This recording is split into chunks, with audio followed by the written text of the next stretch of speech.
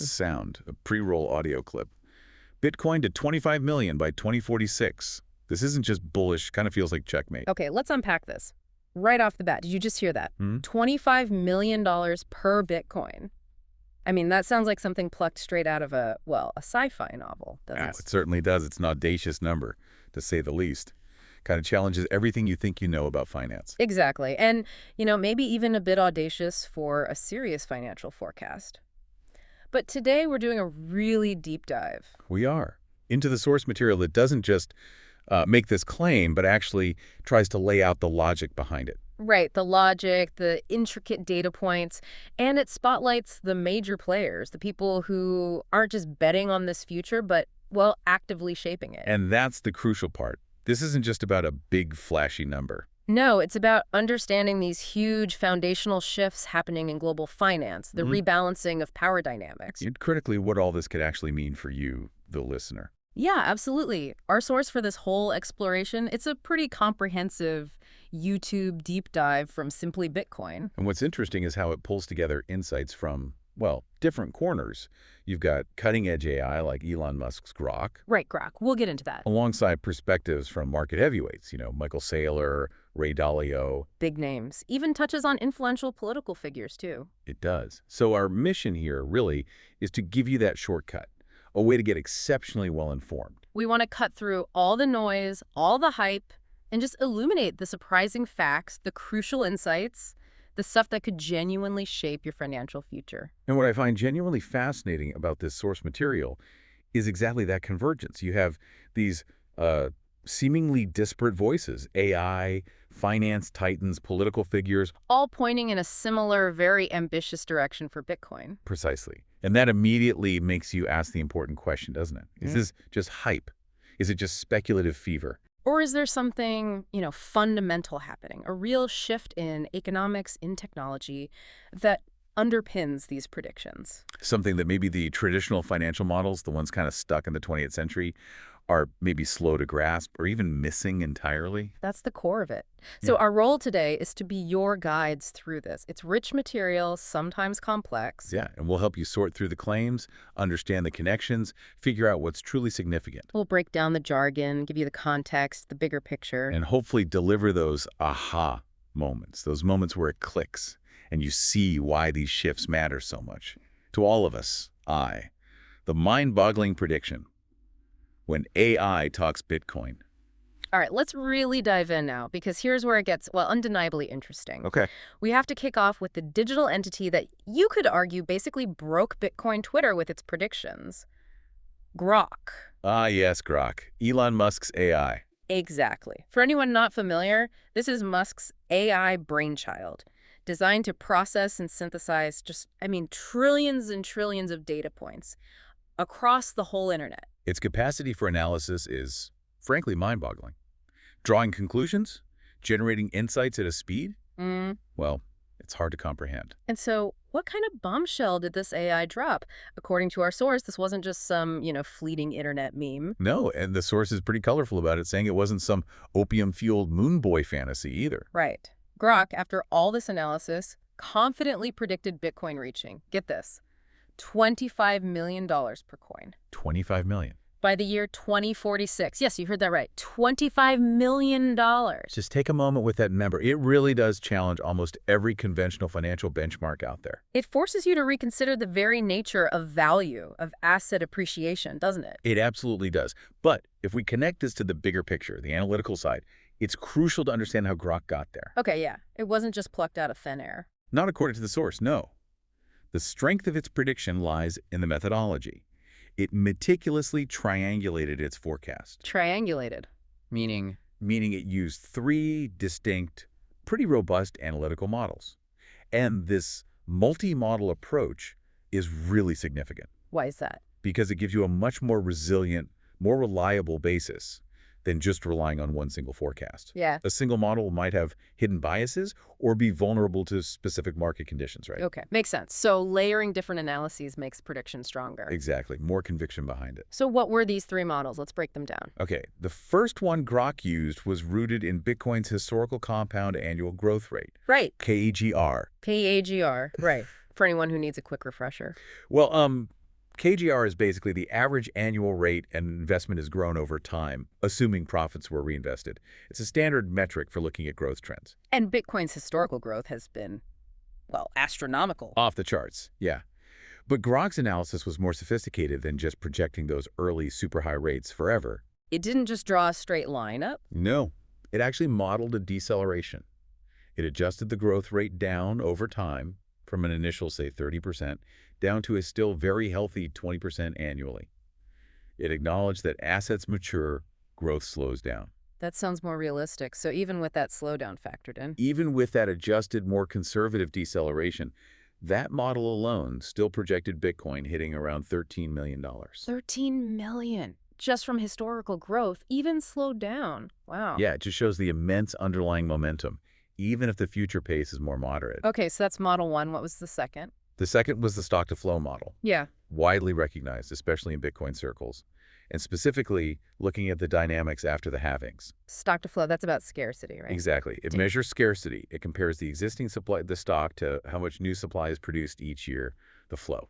And Bitcoin's halvings are key here. They're game changers. They happen roughly every 4 years, and they cut the new supply of Bitcoin entering the market in half, programmatically. So it just keeps getting scarcer over time. Incrementally scarcer. Like, think of a rare painting or a finite precious metal. It gets more valuable because no more is being made. Its scarcity increases. Makes sense. So this model, focusing on that increasing digital scarcity, what did it project? Well, this one projected an even more astonishing price. It put Bitcoin somewhere north of $50 million. 50 million. Okay, so that model really leans into the supply shock aspect. It absolutely does. It underscores that programmed scarcity built right into Bitcoin's code. All right, model one, historical growth, adjusted down, gets $13 million. Model 2, stock-to-flow scarcity gets $50 million plus. What's Model 3? Model 3 used an adoption curve. Yeah. And it drew pretty significant inspiration from Michael Saylor's insights. He often talks about a compelling 29% CAGR for Bitcoin's adoption. Adoption curve, like how new tech spreads. Exactly. Think about how smartphones spread, or the internet itself. It starts slow, almost invisible sometimes. Then it just accelerates rapidly as more and more people, businesses, even nations jump on board. So this model looks at the demand side, increasing global use. Precisely. Factoring in Bitcoin's relentless, accelerating adoption as a truly global thing. And that model projected a value around $21 million per coin. 21 million. Okay. So you have these three powerful models, each looking at it from a different fundamental angle: growth, scarcity, adoption. And Grok just averaged them out. Essentially, yes. Yeah. It averaged their projections. And that analytical convergence led it to about $21 million per coin. Which the source then rounds up to that headline number, $25 million by 2046. That seems to be the case. Yeah. And the core driving forces Grok identified are really those three things: supply shocks, like the halvings, institutional FOMO, fear of missing out as big players realize they might be left behind, Right. and just relentless global adoption. Wider use, more people, more businesses. It's interesting that phrase the source used, robots front-running the banks. It really suggests a paradigm shift, doesn't it? Yeah. In financial analysis, in market dynamics. Like a cold, data-driven assessment that just bypasses all the human biases, the emotions, the vested interests. Potentially, yeah. It implies a clearer, maybe unvarnished view of Bitcoin's trajectory that perhaps many human institutions are just too slow, or maybe too entrenched in old ways to fully grasp yet. 2, the shifting tides. Institutions, billionaires, and nations. So what's really fascinating here is that Grok, this AI, isn't just thinking this in isolation, right? Not at all. What does this all mean for us? You might be sitting there thinking, okay, AI, that's cool, but what about the humans? Are the big financial minds seeing the same thing? And the answer, according to our sources, is increasingly yes. Grok is far from alone in this very audacious thinking. We're seeing some genuinely seismic shifts among the very people, the institutions that, honestly, not that long ago just outright dismissed Bitcoin. Or even actively campaigned against it in some cases. It's quite remarkable to watch these turnarounds. It signals a really profound reevaluation of Bitcoin's role. Yeah, definitely. And one of the most prominent examples has to be Ray Dalio, right? Yeah, absolutely. What's genuinely fascinating here is Dalio's evolution. His shift in stance is highly visible, very public. For anyone who doesn't know Dalio. Well, he's a legendary billionaire investor, Mm. founder of Bridgewater Associates, one of the world's largest hedge funds. Yeah. Just widely respected for his deep insights into macroeconomics, global markets. And our source reminds us pretty powerfully that when Bitcoin was way down at what, $10,000? 1,000, yeah. Yeah. Dalio famously called it too dangerous. He said he thought it would probably get banned by governments. He saw it as a threat to state control over money. And now, with Bitcoin hovering around, say, $100,000. Now, that same Ray Dalio is recommending a substantial 15% allocation to Bitcoin in an investment portfolio. 15%. That's a huge shift. What's his reasoning? His fundamental reason: deep concern about the ongoing and accelerating devaluation of fiat currency, paper money. Okay, the devaluation of money. Tell us more about that. Dalio's core argument, detailed in the source, Mhm. centers on this. He points to a historical pattern. When governments pile up massive debt and they're grappling with big geopolitical problems or internal conflicts, their go-to move, often, is to dilute the value of their own currency.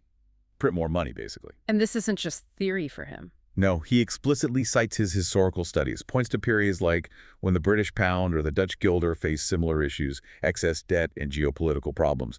He draws parallels to the inflation of the 1970s. Right. And argues that in those times, having a hedge against that currency debasement was critical. Exactly. And he sees Bitcoin now stepping into that role in a modern context. So for Dalio, Bitcoin, kind of like gold traditionally, is an effective diversifier, a hedge against fiat debasement. That's his view now, yes. He still states a preference for gold, personally, but he undeniably acknowledges Bitcoin's significant and growing role here. He sees it as optimizing a portfolio for risk return in this uncertain landscape. And the source connects this to a debt spiral.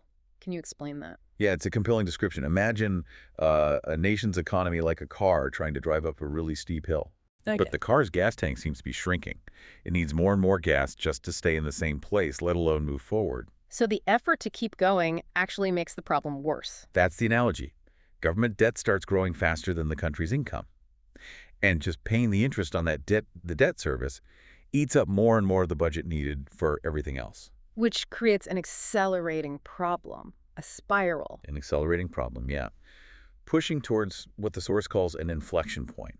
And it's made worse by internal political strife, social conflicts. And didn't the source mention something about foreign bond demand? It did. A decline in foreign demand for government bonds.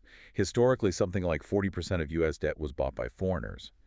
If that demand drops, it's a significant red flag for financial stability. So when someone like Dalio, known for his macro insights, changes his tune so dramatically. It raises that important question, doesn't it? It's not just about Bitcoin's price going up. It signals a really fundamental concern about the stability, the long-term viability, the whole traditional fiat system itself. And it's not just individuals like Dalio, even really influential ones. The sources paint a picture of institutions moving in big time. Very clearly, the source says the institutions are front-running you, and that whales, the big investors, are consistently buying the dip. Yeah, the source has this line, "If you think your late brother, we're early," which sounds optimistic, but is there data? There is concrete data from the source. Get this. Major institutions are now responsible for buying 45% of Coinbase's daily trading volume. 45%. Almost half the volume on a major exchange is institutions. Think about that. It's a massive shift from retail speculation to serious strategic capital coming in from deeply resourced players. And it's not just trading volume, right? Companies are holding it. Right. Public company Bitcoin holdings reportedly surged 35% in just one quarter. These are corporations making strategic decisions to put Bitcoin on their balance sheets as a treasury asset. And the scale keeps growing. Trump Media allocating $2 billion with $300 million more in options? That's huge. It's a massive commitment. But then the narrative gets even bigger. The nation-state level stuff. Exactly. The anticipation, as the source puts it, of a nation-state level Bitcoin strategic reserve announced by the president's family. Wow. And the source described that feeling like checkmate. Checkmate, yeah. A strategic move that could fundamentally change global finance, establishing Bitcoin not just as an investment, but as a critical national asset, like gold reserves. So this whole movement, it really feels like a massive shift. Away from just individuals being interested, towards these serious big money players seeing something undeniable. It's like seeing all the world's top chefs suddenly decide that one specific, maybe overlooked ingredient is absolutely the future of cuisine, once that consensus builds among the leaders. It changes the whole game. Oh. 3. The fundamental case. Capital flow and unstoppable forces. And if we connect that institutional movement to the broader economic narrative, Michael Saylor's argument becomes even more compelling. Right, Saylor. His vision goes way beyond just price going up, doesn't it? Way beyond. It's about Bitcoin fundamentally absorbing, repricing the value of almost all other long-term stores of value globally. He sees this unstoppable flow of capital reshaping everything. And his forecast for that flow is, well, it's staggering. Audacious is the word. He talks about moving from maybe $2 billion in Bitcoin now to eventually $200 trillion, maybe even $300 to $500 trillion as this grand reallocation happens. Trillions. Where does he see all that capital coming from? He's pretty explicit. He mentions things like Russian real estate, Chinese private equity, basically everything in Africa, everything in South America. It's global. So wealth moving from traditional assets into Bitcoin? Yeah, from foreign financial and physical assets into Bitcoin. A transition from 20th century assets to Bitcoin, from physical to digital, from currency-based derivatives to a digital commodity derivative. It's a fundamental reevaluation of what an asset is in the modern world. That's the core idea. And this leads directly to Saylor's concept of demonetization. Demonetization, meaning Bitcoin takes over the role of other assets. Exactly. He argues it will effectively demonetize gold, first take over its role as the primary global store of value. And gold's market cap is already in the tens of trillions. But he doesn't start at gold, right? No. Then he expects it to demonetize real estate, which is maybe 10 times larger than gold, and eventually every long-term store of value. Wow. The source used an analogy for this, didn't it? Something about Europeans and beads. It did. A powerful historical analogy. It's like the Europeans show up and they give like some Dutch guilders or some pieces of paper or some glass beads or seashells or stone coins to people using a more primitive form of money. So the idea is a superior form of money, or value storage, just displaces the older, less efficient forms. Precisely. Bitcoin, in this view, is that superior form. And the implication for people, say, Americans, according to the source. They could potentially grab a big piece of this shift. Yeah. The source suggests Americans could grab 10, 20, 25% of the network, eventually own 25, 30% of that capital that's currently locked up in those 20th century assets ripe for demonetization. A huge generational wealth transfer opportunity, potentially. That's how it's framed. Okay, but let's tackle a really critical question here. If all this capital institutions, nations, is flowing into Bitcoin, is there actually enough Bitcoin to go around? Ah, the supply question.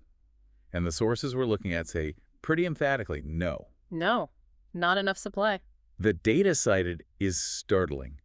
Bitcoin treasuries, these big institutional holders, are currently buying Bitcoin at a rate 10 times the daily issuance. Wait, say that again, 10 times? 10 times. Every day, 10 times the amount of new Bitcoin being created is being bought up by these large entities. Let that sink in. That's a massive supply shock right there. It's undeniable. There's literally not enough new Bitcoin being mined to meet that kind of institutional demand. And this isn't just a blip. Michael Saylor himself just bought another $2.5 billion worth. Right. And the source emphasizes that's not just an investment. It's a message to the world. We're not selling, and we'll be buying the top forever. That's incredible conviction. It signals something much bigger than just market timing. It signals an unwavering belief in the long-term trajectory, a strategic commitment that goes way beyond speculation.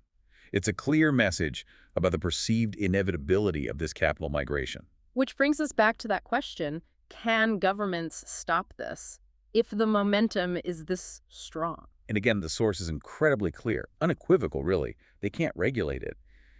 Bitcoin is presented almost like a force of nature. Like gravity or math, the source said. Exactly. Not just technology, but something fundamental, inherent in its design. Its decentralized, open-source nature makes it incredibly resistant to centralized control. The source mentioned Representative Brad Sherman wanting to shut down crypto. It did, and his reasoning was explicit. Because it interferes with the dollar's power, cuts into the oil industry's dollar use, limits the government's ability to wage wars without accountability. And the source saw that as an advertisement for Bitcoin. Ironically, yes. By highlighting exactly why some powers might oppose it, it inadvertently showcases Bitcoin's core value proposition. Censorship-resistant, decentralized money, offering financial freedom outside the traditional system. So even if banks try to fight back, penalize firms using Bitcoin. The source calls it a rearguard action. Because Bitcoin's peer-to-peer nature fundamentally bypasses the need for banks as intermediaries for secure transactions. Like the example of Africa leapfrogging traditional banking. Exactly. People can transact directly, securely on the blockchain. The source is confident. Banks trying to shut you guys down have no way to do that against something you can't centrally control. You can't stop gravity. You can't stop math. Okay, so if Bitcoin is this unstoppable force, what about all the other cryptocurrencies, the altcoins? A crucial distinction the source makes. It argues very strongly, almost absolutely, for Bitcoin's singular dominance. How so? It states pretty bluntly there's nothing any of those coins can do that Bitcoin can't do now or will be able to do soon. It acknowledges maybe Bitcoin development seems slow for a while. Leading to all those other projects promising faster speeds or different features. Right. But the current reality, per this analysis, is that Bitcoin, through innovation and its massive network effect, is now cannibalizing those coins, eating their lunch. Cannibalize. And that's strong language. You use a metaphor too, right? A black hole. Yes, a very vivid metaphor. Bitcoin is described as like a monster or like a black hole. A black hole, meaning its gravity pulls everything else in. That's the idea. Its gravitational pull from its decentralization, security, fixed supply is so immense, it will eventually absorb or diminish the value of other digital assets. Everything's going to be gobbled up into Bitcoin. All the other altcoins, all fiat coins. Wow. So it's not just about market share, it's about fundamental principles. Yeah. Decentralization, censorship resistance. Exactly. Those principles Bitcoin embodies, contrasted with what the source sees as the more centralized, inflationary, or manipulable nature of many altcoins. The source concludes with total conviction. Quote, "The strength of their weakness is what drives this thing to say 100,000. There's no stopping this train." 4. The macro picture and future outlook. So, okay, let's pull back a bit. All these predictions, these institutional moves, this capital flow, it's not happening in a bubble, is it? Not at all. The macro picture, as the source puts it quite dramatically, is going nuclear. Going nuclear, meaning? We're seeing this powerful convergence of major global economic factors that are basically creating the perfect environment, acting as an accelerant for Bitcoin. Okay, like what factors? Well, for one, huge uncertainty around interest rate cuts. Will they cut? When? By how much? That uncertainty alone makes traditional markets nervous, pushes investors towards alternatives. Makes sense. What else? Political figures, like Trump mentioned in the source, talking about bringing back stimulus checks, policies that directly inject more money into the system. Which ties into the money supply, M2 going vertical. Exactly. The M2 money supply. The source used that analogy of trying to fill a leaky bucket with a fire hose. Right. The faster you pour money and print it, the faster its value leaks out. Inflation debasement. That's the picture painted. Constant debasement of purchasing power. And all this is happening while big players like PayPal are enabling U.S. merchants to accept Bitcoin directly. Opening up real-world utility, mainstream adoption. Day-to-day use cases, yeah. So the source's conclusion on this whole macro setup is pretty stark. What was it again? While the fiat system is doubling down on debasement, Bitcoin is your only lifeboat and the holy grail. It's positioned as the ultimate hedge against what they see as inevitable currency failure. Wow. Okay, so beyond Grok's $25 million number, were there other, maybe nearer-term price targets mentioned? Yes, if we connect this to other models, they offer closer horizons, sort of intermediate milestones. The Pi cycle indicator, for example. Pi cycle? What's that? It's a technical analysis tool, pretty popular in the Bitcoin space, used to track market cycles and predict tops. It suggests the next big peak isn't until maybe Q1 2027. And the price it projects for 2027? Around $395,000, which is still a massive jump from here in just a few years. $395,000. But the source hinted it could happen sooner and maybe higher. It did. It suggested that based on the current momentum, the scarcity factor, and that anticipated Trump's strategic reserve news, the price could realistically hit maybe $600,000 and potentially way sooner than 2027. $600,000. So these forces could really compress the timeline. That's the implication. The compounding effect of macro institutional adoption and scarcity all hitting at once. And Michael Saylor himself has his own sort of prophecy, right? The rule of 21. He does. His personal Bitcoin prophecy. It's quite poetic, really. He predicts $21 million per coin in 21 years, so by 2046 again. Aligning with the 21 million coin supply limit? Exactly. And he suggests the network will grow at 21% annually, with 21% volatility. He says, almost mystically, the only number you need to remember is the number 21. So that focus on 21, it's not just random. It seems to emphasize a belief in this highly predictable almost mathematically driven long-term growth path for Bitcoin, rooted in its fixed supply, its code. Less about human policy, more about the math. That's the feeling. And that 21% annual growth he projects.